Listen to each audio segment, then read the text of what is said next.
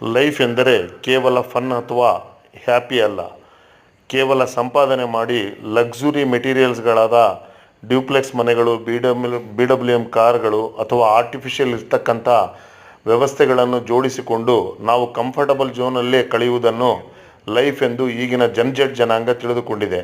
ಅವರು ಮುಖ್ಯವಾಗಿ 1990ರಿಂದ 2010ನೇ ಇಸವಿಯೊಳಗೆ ಜನಿಸಿರ್ತಕ್ಕಂಥವರು ಯಾವುದೇ ವ್ಯಾಯಾಮದ ಚಟುವಟಿಕೆಗಳಲ್ಲಿ ಇರುವುದಿಲ್ಲ. ನಾವು ಈಗಿನ ಕಾಲದಲ್ಲಿ ವ್ಯಾಯಾಮ ಹಾಗೂ ಕಂಫರ್ಟಬಲ್ ಝೋನಿಂದ ಹೊರಗಡೆ ಬಂದುಬಿಟ್ಟು ನಮ್ಮ ಯುವ ಜನರಿಗೆ ಆರೋಗ್ಯದ ಬಗ್ಗೆ ಮಾಹಿತಿಯನ್ನು ಕೊಟ್ಟು ಅವರಿಗೆ ಕ್ರೀಡಾಂಗಣಗಳನ್ನು, ಗ್ರೌಂಡ್ಗಳನ್ನು ಹಾಗೂ ಜಿಮ್ಗಳನ್ನು ಕನಿಷ್ಠ 45 ನಿಮಿಷದಿಂದ 1 ಗಂಟೆಯವರೆಗೆ ಅಭ್ಯಾಸ ಮಾಡತಕ್ಕಂಥ ಒಂದು ಸಿಸ್ಟಮನ್ನು ನಮ್ಮ ಜನಾಂಗಕ್ಕೆ ಕಲಿಸಬೇಕು. ಆಗಲೇ ಆರೋಗ್ಯವಾಗಿರ್ತಕ್ಕಂಥ ಸಮಾಜವನ್ನು ನಮ್ಮ ದೇಶದಲ್ಲಿ ಕಟ್ಟಬಹುದು.